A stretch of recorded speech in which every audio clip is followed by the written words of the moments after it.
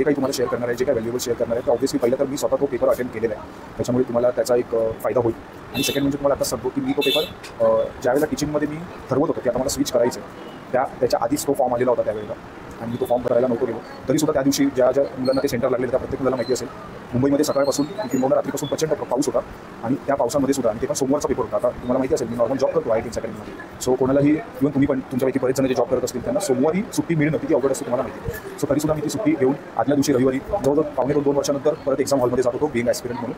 तर तो एक माहोलमध्ये मला स्वतःला त्या खूप करायचं होतं. तुम्हाला नंतर बऱ्याच गोष्टी काही सांगतो ना, तर मला पहिल्यांदा स्वतःला परत त्या एन्व्हायरमेंटमध्ये जायचं होतं. सेकंड म्हणजे प्रत्येक प्रश्न आणि प्रश्न IITचा पॅटर्न काय आहे आणि त्याचा तुम्हाला कसा फायदा होईल, तर आणि मी ज्या काही टेस्ट करतोय तो अल्टिमेटली त्याचा रिफ्लेक्शन कसं मला तिथे कॉन्ट्रीब्यूट करता येईल, तर ह्या सगळ्या गोष्टींसाठी मी ती एक्झाम अपिअर केली, आणि डेफिनेटली मला त्याचा खूप चांगला एक्सपिरियन्स आला.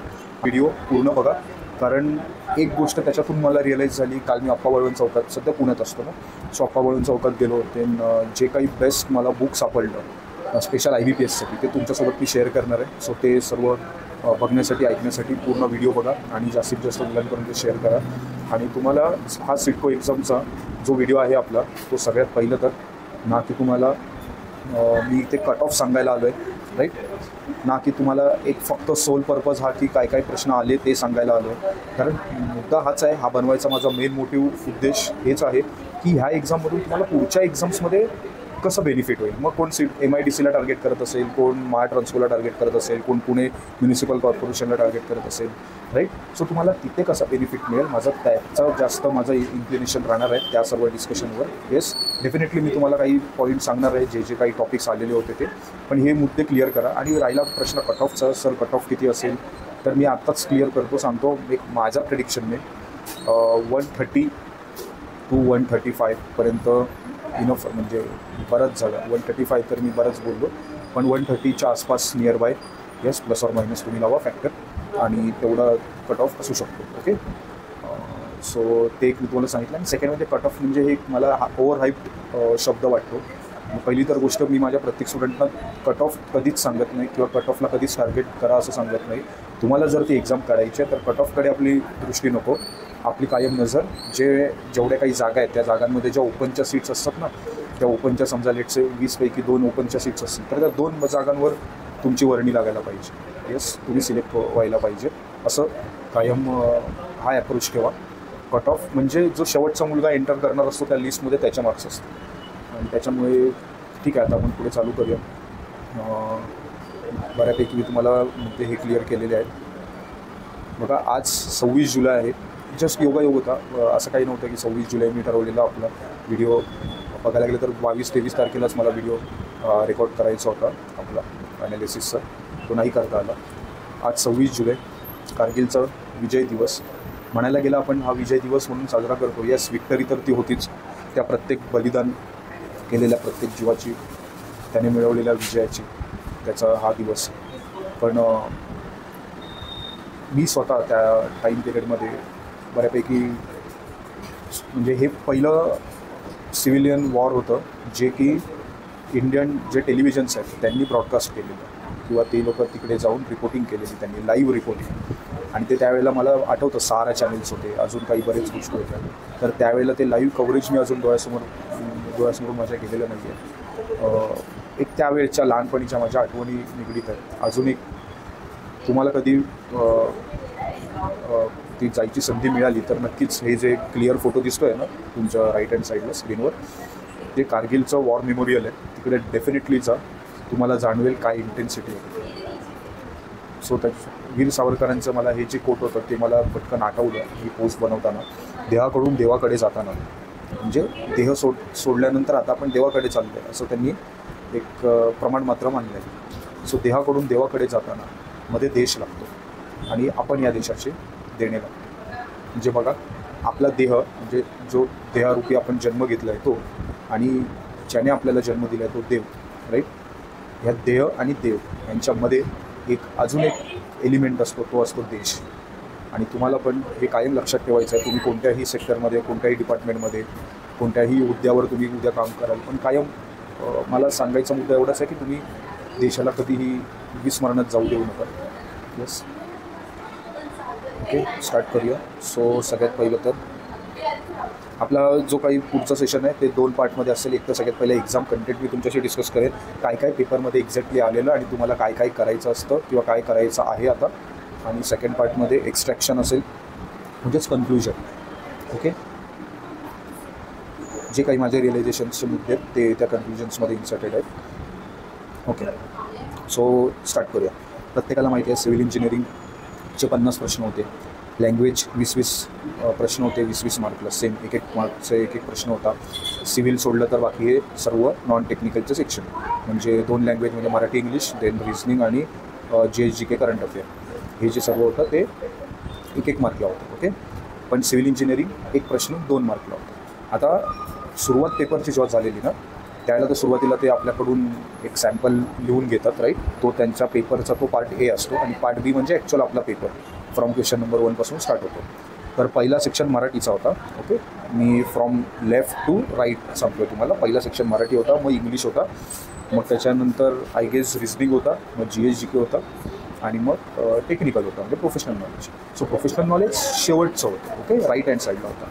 ओपन होत होता बाय डिफॉल्ट, मराठी सेक्शनपासून ओपन होत होता. आता बऱ्याच मुलांनी इथे एक चूक काय केली, एकतर कसं होतं, ही एक एक्झाम आहे ना, तो ह्या प्रकारामध्ये मोडते की जिकडे तो प्रकार असा आहे की जिकडे तुम्हाला नंबर ऑफ क्वेश्चन्स जास्त आहेत आणि गिवन टाईम कमी असतो. ओके, TCSचे पेपर्स कसे असतात तुम्हाला बघा, 100 प्रश्न असतात, 120 मिनटं असतात. तिकडे गिवन टाईम जास्त असतो, नंबर ऑफ क्वेश्चन्स कमी असतात. ती दुसऱ्या प्रकारची एक्झाम झाली. पण ह्या IBPSच्या एक्झामची तुम्ही BMC दिली होता किंवा महाट्रान्सको येणार आहे, सिडको दिली होता. ओके, सो ह्या एक्झाम्स कशा आहेत, गिवन टाईम तुमच्याकडे कमी आहे, नंबर ऑफ क्वेश्चन्स जास्त आहे. त्यामध्ये क्लिअरली मार्क डिस्ट्रिब्युशनवरून तुम्हाला एवढं माहिती पाहिजे होतं आणि तुम्ही स्वतः सिव्हिल इंजिनियर म्हणूनच तो सिडको AE सिव्हिलचा पेपर द्यायला बसलेला आहात. ह्याचं भान ठेवून तुम्हाला सिव्हिल इंजिनिअरिंग पहिलं सेक्शन घेणं हे तुमचं पहिलं कर्तव्य होतं. ओके, पण तरी ठीक आहे, कोण म्हणत असेल की सर आमचं इंग्लिश एवढं एक्सलंट आहे की किंवा मराठी एक्सलंट आहे, आम्ही 5 मिनटात 7 मिनटात करून आम्हाला कॉन्फिडन्स घेऊन आम्ही सिव्हिल इंजिनिअरिंगचा केला attempt, which is fine. Second ज्यांनी सेक्शन केलं आहे, फर्स्ट किंवा सेकंड सेक्शन ज्यांनी सिव्हिल इंजिनिअरिंगचं सॉल्व केलं आहे त्यांच्याबद्दल काही माझा आक्षेप नाही आहे. पण ज्या मुलांनी 3ऱ्या 4था किंवा 5वा अगदी सेक्शन जेव्हा ज्यांनी सिव्हिल इंजिनिअरिंगचा हातात घेतला, तुम्ही स्वतःला विचारा की तुम्ही स्वतः टेस्ट सिरीज दिलेली का, तुम्ही किती प्रॅक्टिस केलेली सिरियसली. कारण प्रत्येक प्रश्न 2 मार्क्सचा होता आणि खरोखर सिव्हिल इंजिनिअरिंगचे पूर्ण जे प्रश्न होते ना, मला स्वतःला खूप मजा आली ते प्रश्न सोडवायला. मजा आली हे तुम्हाला का सांगतो आहे, कारण ॲक्च्युअलमध्ये IBPS खरोखर खूप चांगले प्रश्न विचारतात. त्याच्यामध्ये एखाद दुसरे काहीतरी असतात. ओके, पण तरीसुद्धा मेजॉरिटी क्वेश्चन जे असतात ना ते खूप चांगले विचारतं. TCS सारखी अनसर्टनिटी इथे नसते. आणि खरोखर सिव्हिल इंजिनिअरिंगचे प्रत्येक प्रश्न जे होते ते काही प्रश्न तर असे होते की ते 2 मार्क डिझर्व पण करत नाही, तरीसुद्धा ते 2 मार्कला होते. त्याचा फायदा तुम्हाला उचलायचाच होता. येस, लवकरात लवकर पहिले 100 मार्क्स तुम्हाला ॲप्रोच करायचं होतं आणि निगेटिव्ह मार्किंग नव्हतं. सो तुम्हाला 50 पैकी 50 तर सोडवायचे होतेच. आणि माझा अंदाज आहे बघा, मी टाईम टेकनमध्ये कॉलममध्ये दिलेलं आहे की एक 40 मिनटामध्ये 50 प्रश्न सोडवायला कोणालाही प्रॉब्लेम आलेला नसावा. ओके, ॲडिक्वेट मी तरी पण टाईम म्हटलं आहे. मे बी 40 मिनटापेक्षा पण काही मुलांनी 30-32-35 मिनटामध्ये पण सोडवलेले आहेत. सो त्याची लेवल ॲक्च्युअलमध्ये इझी होती. काही टॉपिक्स आहेत ते पुढच्या स्लाईड्सवर आहे. देन 2 लँग्वेजेस, मराठी आणि इंग्लिश. हे 20-20 प्रश्न होते, 20-20 मार्कला. आता ह्याच्यामध्ये असं होतं, मराठी पहिलं होतं, मी तुम्हाला सांगतो, मराठीमध्ये ॲक्च्युअल जे माझी शिफ्ट होती त्याच्यामध्ये प्रॉपर पॅसेज नव्हता, पण सुरुवात एक 2-4 लाईनचे लघु पॅसेज आपण म्हणू शकतो, लघु उतारे, तर त्याच्यावर प्रश्न विचारलेला होता. म्हणजे 2-3-4 लाईनचा तो एक वाचायचं होतं, त्याच्यावर एक प्रश्न द्यायचा, पुढच्या प्रश्नाला वेगळा उतारा, असा पॅटर्न होता. आणि इंग्लिशमध्ये प्रॉपर पॅसेज होता आणि तो पॅसेज आहे ना पुअर होता. पुअर कशाने म्हणतोय मी, तो टफ नव्हता, डिफिकल्ट नव्हता, पण त्याचं जे फॉर्मॅटिंग होतं ते पुअर होतं आणि त्याच्यामुळे ते थोडंसं रीड करताना जास्त तिथे वेळ लॉस होत होता किंवा आपलं नजर कायम राहत नव्हती प्रत्येक ओळीवर. ओके, त्याच्यामध्ये फिल इन द ब्लँक्स होते, काही शब्द थोडेफार अवघड होते. ओके, व्होकॅब्युलरीच्या दृष्टीने. तर त्याच्यामुळे काही मुलांना इंग्लिशमध्ये तो पॅरेग्राफ थोडा हार्ड गेला असेल. बाकी दोन्ही लँग्वेजमध्ये सेंटेन्स करेक्शन, अरेंजमेंट, इम्प्रूव्हमेंट ह्या गोष्टी होत्या कॉमन. काही होत्या त्या मी पुढे घेऊन आलेलो आहे, राईट.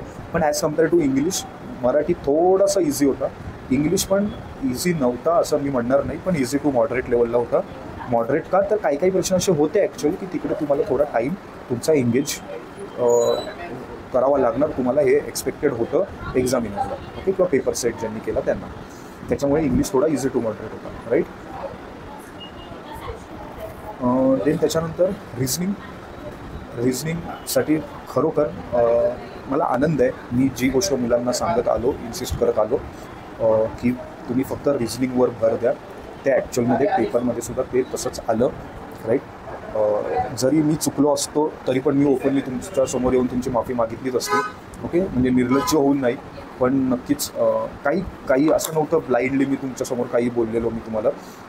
काही लोकांनी तर त्यांचे काही यूट्यूब सेशन असतील, त्यांचे कोर्सेस असतील, किंवा त्यांच्या टेस्ट सिरीजमध्ये मुलं त्यांना सांगतात की सर ह्याचे कॉन्टचे प्रश्न आहे त्याच्यात, तरी पण ती लोकं मानत नव्हते की कॉन्ट, त्यांना वाटत होतं कॉन्ट येणारच आहे. पण मला एवढं माहिती होतं IBPS शब्दांचे खेळ नाही करणार, राईट. जर त्यांना कॉन्ट टाकायचं असतं तर त्यांनी स्पेसिफिक मेन्शन केलं असतं, TCS सारखं इथे नाही. तर रिझनिंग आलं प्युअर. मला ह्याचा आनंद आहे की मी बरोबर ठरलो. ह्याच्यापेक्षा जास्त मला आनंद जे मी तुम्हाला सांगितलं ते ज्या मुलांनी ऑब्व्हियसली ज्यांनी विश्वास ठेवला त्यांना त्याचा फायदा झाला आणि तुम्हाला त्याचा फायदा झाला, ह्याचा मला जास्त आनंद आहे, ओके. रिझनिंगचे काही टॉपिक जे एक स्पेसिफिक 10 टॉपिक्स आहेत त्याच्यामध्येच प्रश्न विचारण्यात आलेले. प्युअर रिझनिंग होतं. प्रत्येक प्रश्न 2 ते 3 प्रश्न सोडले तर बाकी सर्व इझी होते. फक्त त्या इझीचा क्रायटेरिया हा होता की तुम्ही प्रॅक्टिस करून तो प्रश्न तिथे अटेम्प्ट करताय की नाही करत. असं नव्हतं की तुम्ही प्रॅक्टिस न करता तुम्ही डायरेक्ट प्रश्न अटेम्प्ट करताय तर तुमचा खूप चुकणार आहे. पण मुद्दा हा होता, जो मुलगा प्रॅक्टिस न करता डायरेक्ट पेपरला गेला आणि तो प्रश्न अटेम्प्ट करतो आहे, अप्रोच करतो आहे रिझनिंगचा, तर त्याचा खूप वेळ लॉस होणार होता. जो की प्रॅक्टिस करून गेलेला, आपली तयारी करून गेलेली जी विद्यार्थिनी मुलं मुली होते त्यांना एफिशियंटली, इफेक्टिवली त्यांनी रिझनिंगचा सेक्शन सॉल्व केलेला आहे, ओके. मी पुढे तुम्हाला सांगतो रिझनिंगबद्दल काय आपल्याला करायची गरज आहे ते. टॉपिक्स पण घेऊन आलेलो आहे. त्याच्यानंतर सोबत आपलं IBPS, GS, GK आणि करंट अफेअर. आपण ह्या मुद्द्यावर पण व्यवस्थित बोलूया पुढे. हा सुद्धा एक ह्याची लेवल पण बघा इझी टू मॉडरेट मी म्हणू शकेन, ओके. आणि एक बिईंग ए इंजिनियर म्हणून ह्याचा कधी वाऊ नाही करता कामा की सर रिझनिंग हार्ड होतं. कारण आपण आपल्या रिझनिंगमध्ये रिझनिंग नाही, GS, GK मध्ये आपला जास्त टाईम इन्व्हेस्ट करावा असा तो सेक्शनही नसतो आणि तो नसायला पाहिजे आपल्यासाठी. कारण आपले जर सिव्हिल इंजिनिअरिंग फुल तगडं आहे, सोबत आपण लँग्वेजची तयारी केली आहे, प्रॅक्टिस केली आहे, अगदी उतार्यांपासून ते प्रत्येक गोष्टींपर्यंत मी मुद्देसूद त्याची प्रॅक्टिस केली आहे, सोबत रिझनिंगला मी माझी स्ट्रेंथ बनवली आहे. तर मग हा एक जो सेक्शन असतो ना, मी म्हणत नाही की तो नाही करायचा, पण तिकडे तुम्ही डोकं लावून, तिकडे तुम्ही जास्त थोडंसं स्मार्ट राहून आणि ब्रीफ राहून तुम्ही तो टॅकल करू शकता. आणि मी स्वतः तुम्हाला सांगतो, आता GS, GK, आता मला तर पेपर काही तुमच्यासारखा ॲज अ ॲस्पिरंट म्हणून मी नव्हता टार्गेट केला, पण पेपर तर अपियर तर केला.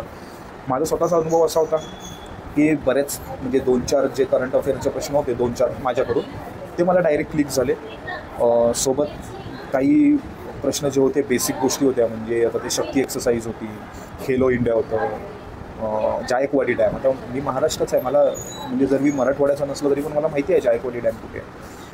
काही अशा गोष्टी होत्या ज्या तुम्हाला माहिती असणं महत्त्वाचं आहे. आणि त्याच्यासाठी एक्झामच्या 15 दिवसांआधी, 10 दिवसांआधी होऊन GS, GK, करंट अफेअर होत नसतं. मी काय म्हणत आलो आहे, ही एक अशी गोष्ट आहे, तुम्ही रोज एक हॅबिट ठेवा. आपण जसं पेपर वाचायचो, न्यूजपेपर तुम्ही तुमच्या घरी बघितलं असेल, तुमच्या घरचे चहा पिताना सकाळचे न्यूजपेपर वाचतात, तसं तुम्ही बेसिकली तुमच्या 10-15 मिनटं तुम्ही दिवसातले देऊन तुम्ही साप्ताहिक किंवा मासिक, मंथली किंवा वीकली जे काही मॅगझिन्स आहेत तर ते तुम्ही रिफर करू शकता. त्यानेच तुमचं त्या गोष्टी स्ट्रॉंग होतील आणि ते एक एक प्रश्न तुमचा बिल्ड होणार आहे, ओके. सो असा ओव्हरऑल एक्सपिरियन्स होता. देन त्याच्यानंतर बघा सिव्हिल इंजिनिअरिंगचे हे मी काही टॉपिक्स आणले, मी एकदा रीड करतो.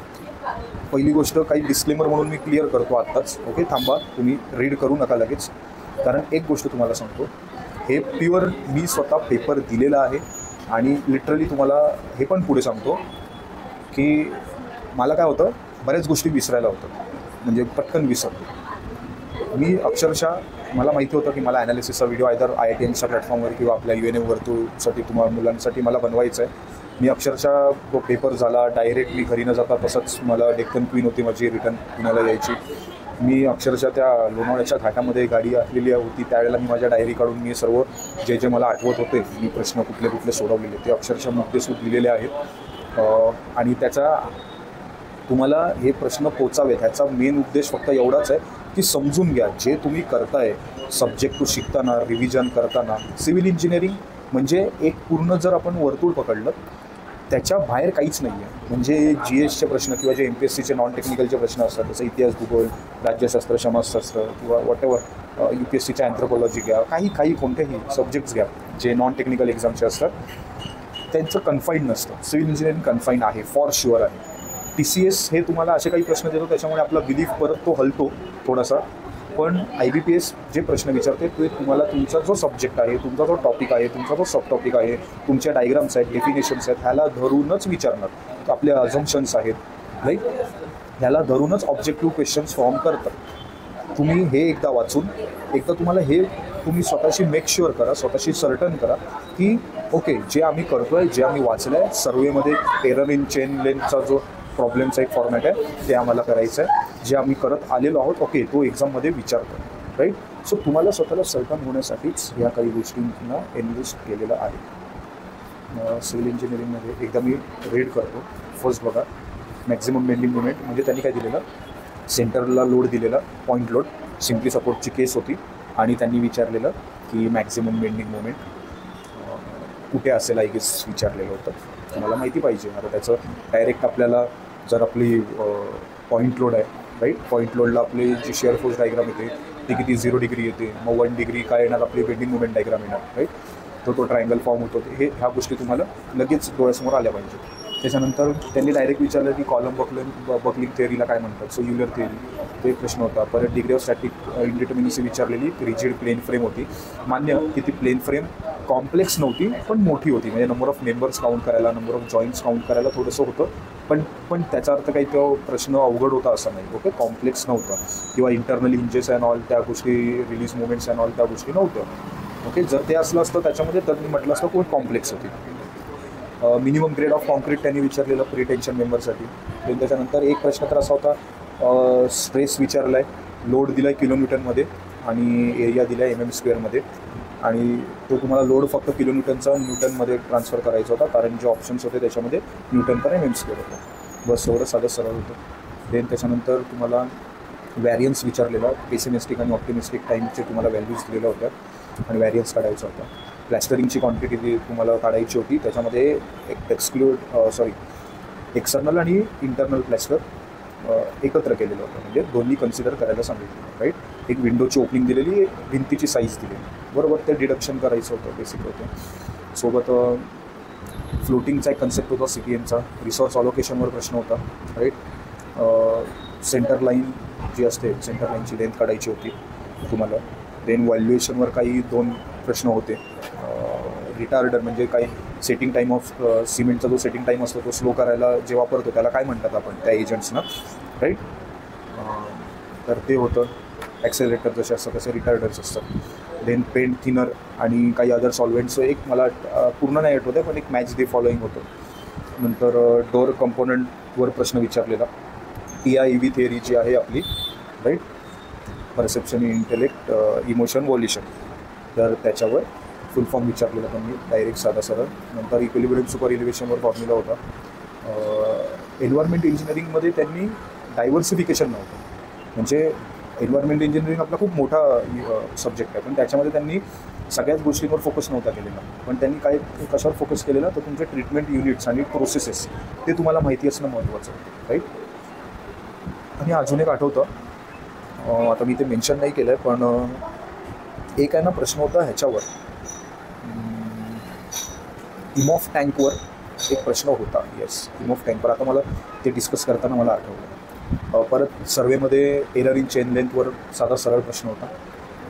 परत नंतर लेवलिंगवर प्रश्न होता, म्हणजे तुम्हाला रिड्यूस लेवल विचारलेली आणि काहीतरी हाईट ऑफ इन्स्ट्रुमेंट दिलेली होती. प्लेन टेबलवर प्रश्न होता. देन त्याच्यानंतर थिसेन्स पॉलिगॉनवर इथे प्रश्न विचारण्यात आलेला, हायड्रॉलॉजीमधला, राईट. परत प्लास्टिसिटी इंडेक्सवर त्यांनी डायरेक्ट साधा सरळ प्रश्न होता, WL आणि WP. त्याच्यानंतर कन्सॉलिडेशनवर प्रश्न होता आणि आय गेस सॅच्युरेशनवर होता की नाही मला थोडं आठवत नाही आहे, पण कन्सॉलिडेशनवर होता. शॅलो फाउंडेशनवर प्रश्न होता. ट्रॅफिक फ्लोमध्ये राऊंड अबाउटबद्दल त्यांनी काहीतरी सांगितलेलं होतं, त्याच्यावर होतं. परत टनेलमध्ये टनेल बोरिंग मशीन काय करतं हा साधा सरळ प्रश्न होता. अजून एक टनेलवर कुठला तरी प्रश्न होता. देन एअरपोर्ट इंजिनिअरिंगमध्ये ॲप्रन, जे आपले कंपोनंट पार्ट्स आहेत एअरपोर्टचे, त्याच्यामध्ये ॲप्रन म्हणजे काय विचारलेलं, ब्रिजमध्ये पियर्स काय करतं, काय त्याचं फंक्शन आहे ते.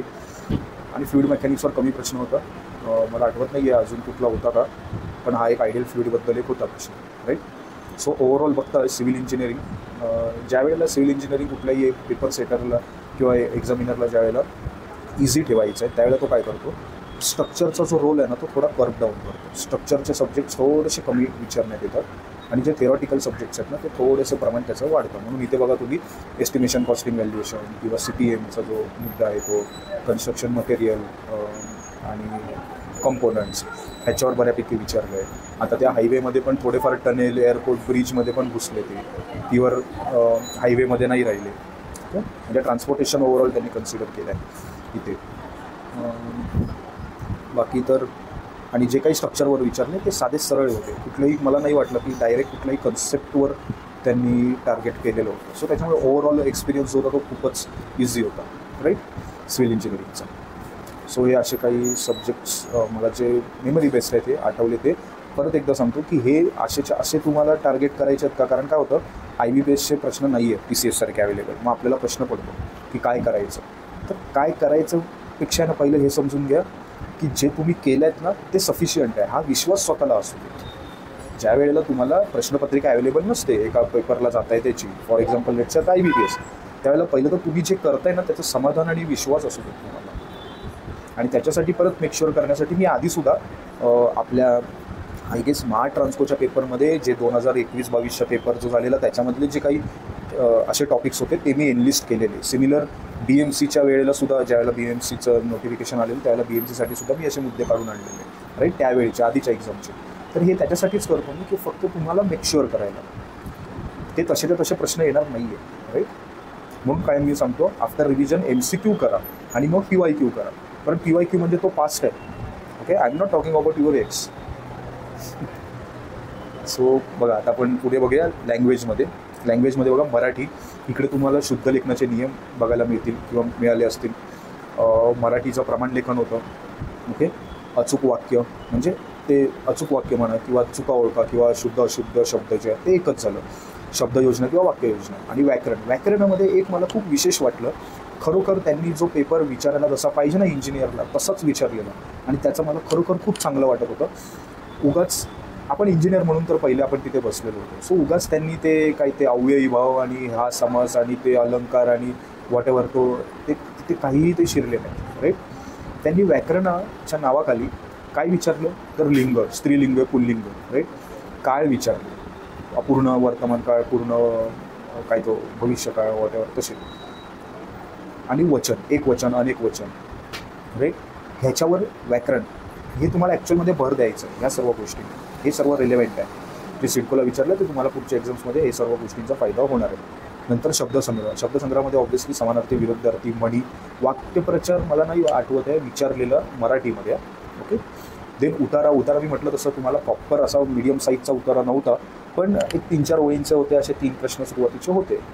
इंग्लिशमध्ये रिप्लेसिंग वर्ड्स होते, article, parajumbles, then sentence correction, sentence arrangement, sentence improvements, right.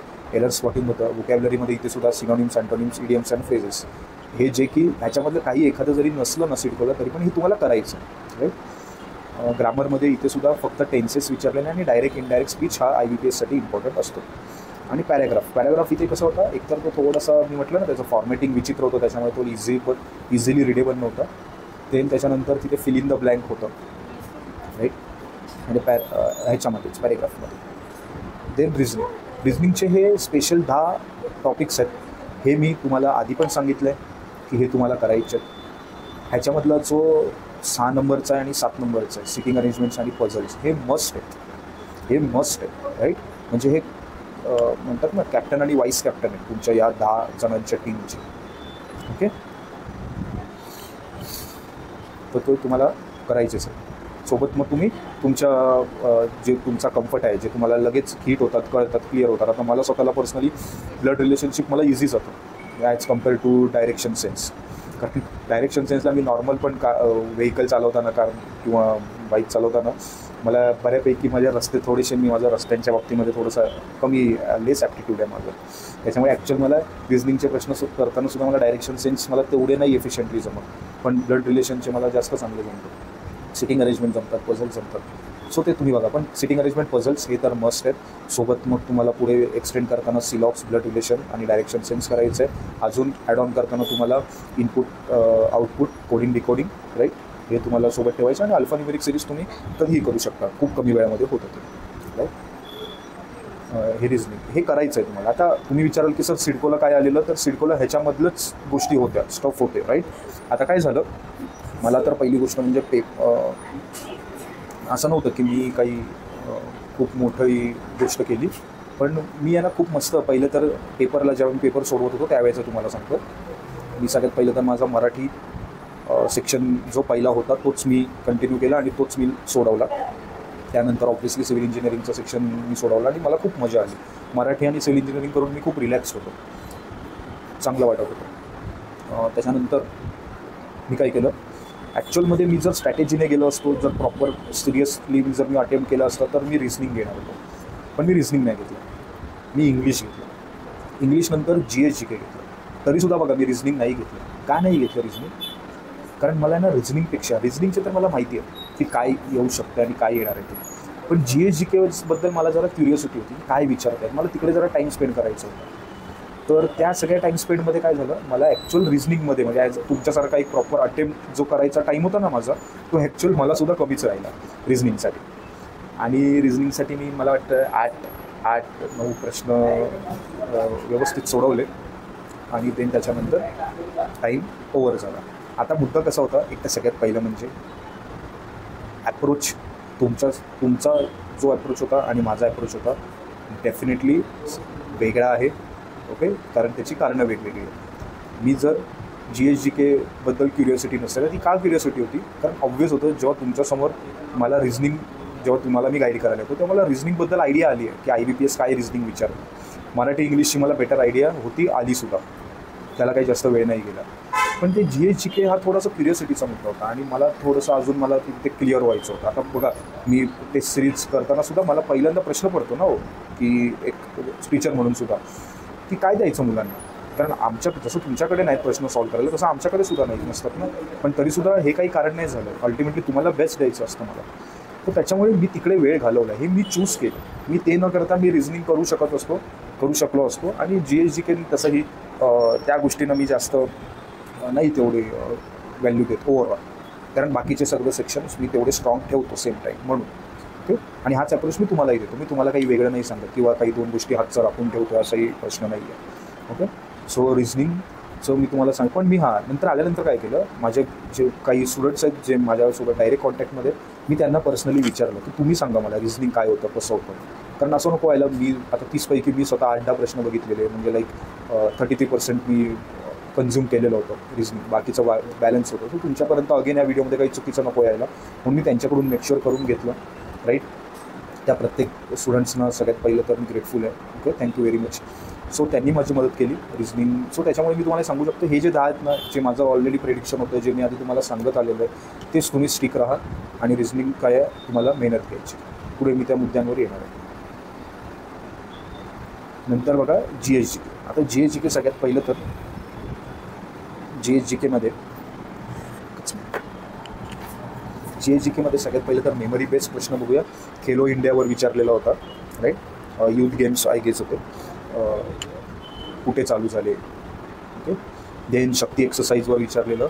आणि RBI एक प्रश्न होता, 2 की 3 इन्स्टिट्यूट्स दिलेले होते आणि विचारलेलं होतं की ह्याच्यामधलं RBIचं फुल्ली ओन इन्स्टिट्यूट सांगा कोणते कोणते आहेत ते, ओके.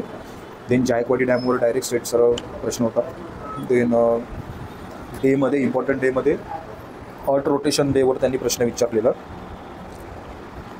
इंडियन मिनिस्ट्रीजवर जास्त एम्फॅसिस केलेलं आणि ज्या मिनिस्ट्रीजसोबत ज्या काही गोष्टी अशा मग त्यांनी सुरुवात केली आहे, ओके. आता स्किल डेव्हलपमेंट जे आहे आपली मिनिस्ट्री, तिकडे जी प्रधानमंत्री कुशल उद्योग योजना आहे, कुशल उद्योग, तर ते कसं स्किल डेव्हलपमेंट अंडर येतं, ते स्किल डेव्हलपमेंट मिनिस्ट्रीचं काम आहे. यस. तर तसे काही जे मिनिस्ट्रीज आणि त्यांनी रन केलेले किंवा त्यांच्या अंडर रन होणारे प्रोग्राम्स, ओके. म्हणजे आणि गव्हर्नमेंटचे इनिशिएटिव्स ते महत्त्वाचे होते. Books publish by authors in 2024-25. आता 2024मध्ये समवन लाईक बक्षी अँड कोणतरी होती, मला नव्हतं माहिती जेन्युइनली तसंही. तर त्यांच्यावर प्रश्न विचारलेला होता. 2000 पण एवढं आठवतं 2024मध्ये ते बुक पब्लिश झालेलं त्याच्यावर प्रश्न होता. हे काही मेमरी बेस मला आठवतात ते मुद्दे होते. बाकी IBPS फेवरेट जे मुद्दे आहेत ते त्याच्यामध्ये बघा, एकतर बेसिक इंडियन जॉग्राफी तुमच्या आजूबाजूची, म्हणजेच काय तर रिव्हर्स, डॅम्स तुम्हाला माहिती पाहिजे काय प्रत्येक एक्झामला जाताना, की अरेबिक ओशनला कुठले फ्लोईंग रिव्हर्स आहेत, म्हणजे वेस्टर्न फ्लोईंग नद्या कुठल्या आहेत आणि ईस्टर्न फ्लोईंग नद्या कुठल्या आहेत, म्हणजे बे ऑफ बंगालला जाऊन कुठल्या मिळतात आणि वेस्टर्नला कुठल्या मिळतात. आता गोदावरी जरी ती उगम पावते आपल्या वेस्ट इंडियामध्ये, म्हणजे आपल्या महाराष्ट्रामध्ये नाशिकमध्ये, ओके, तरीसुद्धा ती ईस्टर्न फ्लोईंग रिव्हर आहे, राईट. की तिच्यानंतर ट्रॅव्हलिंग पाथ तुम्ही बघा ती कोणत्या कोणत्या राज्यातून जाते ते सर्व तुम्हाला माहिती पाहिजे प्रत्येक रिव्हर्स. आणि हे काही अवघड नाही आहे. परत डॅम्स माहिती पाहिजे, infrastructure projects, being civil engineer म्हणून हे सर्व मेगा प्रोजेक्ट्स तरी तुम्हाला माहिती पाहिजे. देन त्याच्यानंतर Indian arts and heritage, right. Recent काही कुठल्या कल्चरल ॲक्टिव्हिटी झाली आहे का, कुठे संमेलन वगैरे भरले आहे का, इंडियन कल्चरमध्ये इंडियन म्युझिक आणि डान्सबद्दल कुठला काही शो झाला आहे का, किंवा कोण रिनॉन पर्सनॅलिटी आहे तिला काही अवॉर्ड मिळाला आहे का, किंवा नुकतीच कोणाची डेथ झाली आहे का, या गोष्टींबद्दल तुम्ही अप टू डेट पाहिजे. सोबत important dates, GI tags, capital of states, capital of states आणि कंट्रीज हे तुम्हाला माहिती पाहिजे. परत ग्लोबल समिट्स, परत ग्लोबल इंडायसेस माहिती पाहिजे. गव्हर्मेंट इनिशिएटिव्स आपले कोणते आहेत ते मी तुम्हाला सांगितलं, गव्हर्मेंट ओन इन्स्टिट्यूट्स आणि स्पोर्ट्स सर्व रिसेंट, राईट. रिसेंट म्हणजे 2025मध्ये तुम्ही जुलै ऑगस्टमध्ये पेपर देत आहे, तर जानेवारीपासूनचे सर्व स्पोर्ट्सचे इव्हेंट्स तुमच्या इंडियामधले, म्हणजे इंडियाच्या डोमेस्टिक सर्किटचे सर्व त्याचे कपची नावं, ते कुठे होत आहेत इव्हेंट, काय टाईम पिरियडमध्ये होत आहेत, हे तुम्हाला सर्व माहिती पाहिजे, राईट. परत ते कसं तुम्हाला इंडेक्स बनवायचं आहे, हा GK करंट अफेअरचा, हे मी तुम्हाला काल की परवा मी 2 दिवसापूर्वीच आपल्या IITS अकॅडमीवर लेटेस्ट MIDC स्पेसिफिक व्हिडिओ बनवला, लाईव्ह आलेलो. सो त्यामध्ये बघा 9वा मुद्दा मी इथे हाच मेन्शन केलेला आहे. आता मुद्दा काय आहे, प्रॉब्लेम माझा तो व्हिडिओ मला इथे प्रमोट करायचा नव्हता, पण काय आहे मी तुम्हाला इथे एक्सप्लेन नाही करू शकत आता, कारण तुम्हाला कळतं आहे ना मी प्रेझेंटेशन बनवून तुमच्यासमोर येतो आहे, ओके. तर इथे आता मी तुम्हाला ते एक्सप्लेन लगेच करू शकत नाही. पण कोणाला क्युरिओसिटी असेल की सर नक्की काय म्हणत आहे, किंवा कसं आम्हाला करंट अफेअरचं थॉट ऑफ प्रोसेस ठेवायची आहे, कसं काय वाचायचं आहे, काय नाही वाचायचं आहे, तर ते मी बघा मुद्दा क्रमांक 9, टोटल 10 मुद्दे आहेत. तर मुद्दा क्रमांक 9, 41, तिकडे मी टाईम पण बघा इथे मेन्शन केलेला आहे, वॉच फ्रॉम 41:40, म्हणजे 41 मिनटं 40 सेकंद, ओके. म्हणजे 41 मिनटानंतर तुम्ही तो तेवढा व्हिडिओचा स्पॅन तो तुम्ही ना बघू शकता. मी तुम्हाला थॉट प्रोसेस दिली आणि स्पेसिफिक MIDCसाठी हे तुम्हाला मला दाखवायचं होतं. मी कालच अप्पा बळवंत चौकात गेलेलो आणि तो रेसलेसनेस होता पेपर दिल्यापासूनचा, सिडकोचा पेपर दिल्यापासूनचा. कारण कसं होतं, PCSसाठी मला जर मराठी करायचं आहे किंवा कुठले मुलं मला विचारत आहेत तर त्यांना मी सरळ सांगतो व्याकरणामध्ये मग हे असे नंबर ऑफ टॉपिक्स आहेत, प्रयोग आहे, अलंकार आहे, समास आहे, वॉटेवर अजून बरेच गोष्टी त्याच्यामध्ये जे कोर आपले ग्रामरच्या गोष्टी आहेत मराठीच्या व्याकरणाच्या. पण IBPS व्याकरण विचारतं, नॉर्मल विचारतं, सोबत ते सेंटेन्स स्ट्रक्चरवर जरा जास्त त्यांचं असतं बरं, राईट. तर त्यासाठी काय आहे का अशी क्वेश्चन बँक. तर त्यावेळेला मी ज्यावेळेला गेलो आणि लकीली बऱ्याच आधी पुस्तकं बघितली, बरेच सगळे एकतर MPSC ओरिएंटेड आहेत गोष्टी किंवा TCS आता जे ओरिएंटेड आहेत, त्याच्यामुळे माझं समाधान होत नव्हतं. कारण मी स्वतः मला अनुभव होता ना आता कोणते प्रश्न मी सोडवून आलो होते.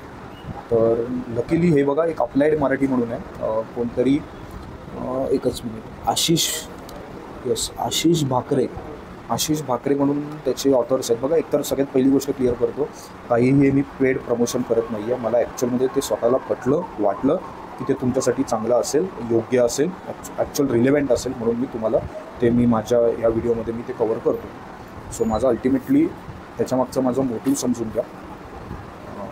सो मला असं वाटतं की हे तुम्हाला युजफुल असेल IBPSसाठी तयारी करताना. आता कसं आहे, महाट्रान्सकोमध्ये इंग्लिश नाही आहे पण मराठी आहे, आणि मराठी किती 10 मार्कला असेल ना 20 प्रश्न, पण ते 20 प्रश्न तुम्ही 20 पैकी 20 बरोबर आणून 10 मार्क मिळवू शकता.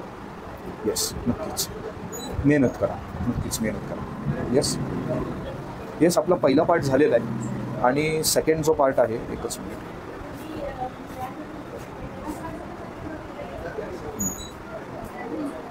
जो सेकंड पार्ट आहे ना बघा, जे कन्क्लुजन्स, जे ॲक्च्युअलमध्ये मी शब्दांमध्ये तुम्हाला काही गोष्टी सांगतो आहे त्या व्यवस्थित लक्षात ठेवा. आणि त्या इथून पुढच्या जे IBPSच्या एक्झाम्स आहेत, मग ती महाट्रान्सफर असू देत, ती अक्षरशः उंबरठ्यावर उभी आहे. कधी फुटेल सांगता येत नाही, म्हणजे कधी त्याच्या डेट्स येतील सांगता येत नाही. MIDC तर ऑब्व्हियसली आहेच, डेट रिलीज आहे ती, राईट.